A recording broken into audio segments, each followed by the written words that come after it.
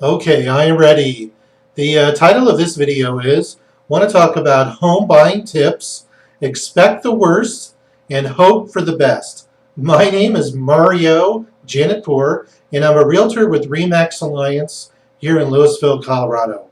So these tips are just based on my experience with helping buyers since 2002. About 80 to 90% of my work every year is primarily helping buyers. And the reason is the people that I help buy their place, they end up staying in their house for a long time. And that's just the way the kind of the population is here in the Boulder, Louisville area, Lafayette, Superior, all the areas that I cover. It's a very stable population. But what I want to talk about is that when you're looking at buying a place, you want to be thinking ahead about expecting the worst and hoping for the best. It sounds kind of ominous, but there's a lot of challenges that we have to go through to buy a place nowadays. It's just not that easy. So the obstacles that we face, just some examples I've got here on my computer.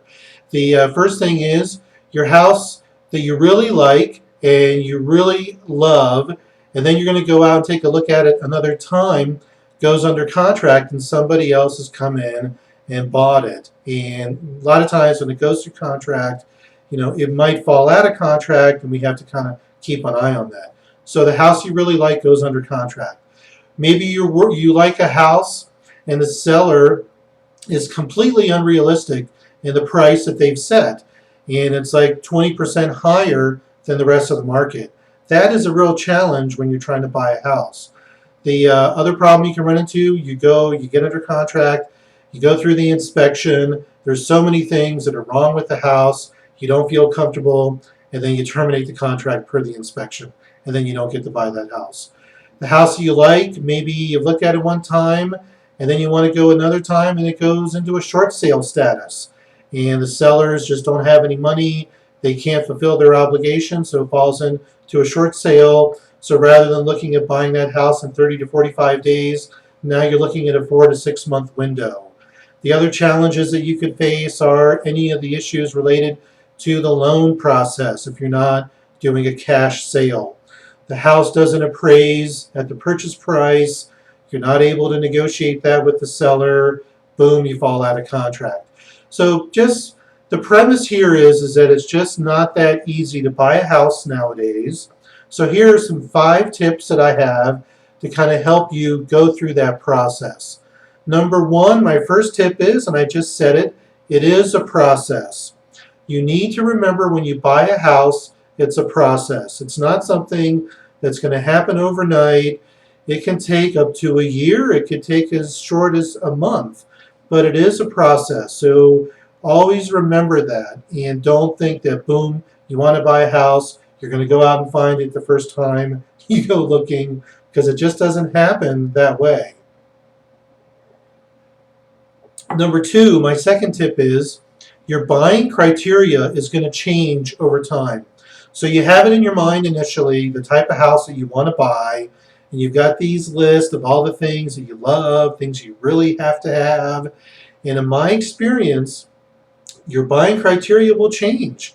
I remember helping a buyer a few years ago. He was an engineer, very analytical. Engineers love spreadsheets, so he got a spreadsheet, had everything filled out on exactly the type of house that he wanted to buy. And then by the time we went and they bought the house that they really liked, it wasn't anywhere near with what he had initially thought.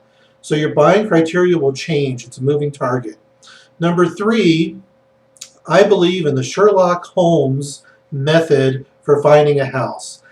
So here's what Sherlock Holmes says. When you've eliminated the impossible, whatever remains, however improbable, must be the truth.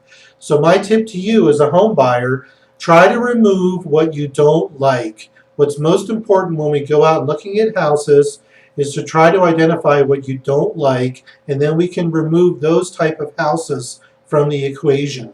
So for example, if you don't like bi-levels, so a bi-level is you walk in the front door, you have to decide, do you go up or do you go down?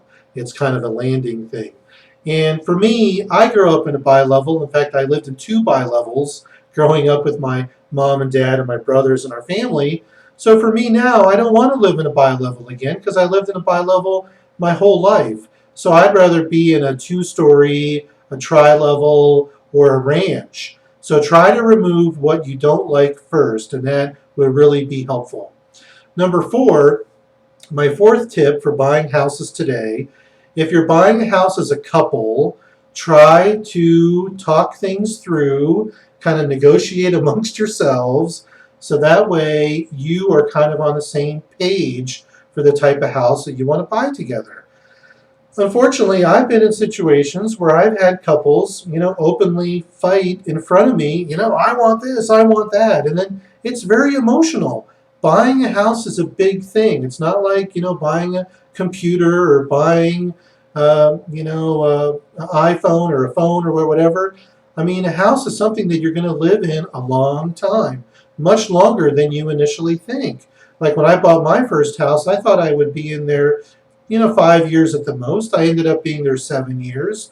The house that we're in right now, my wife and I, we've been here 7 years now. And it's like, man, it was just like yesterday when we bought the house and did the remodeling.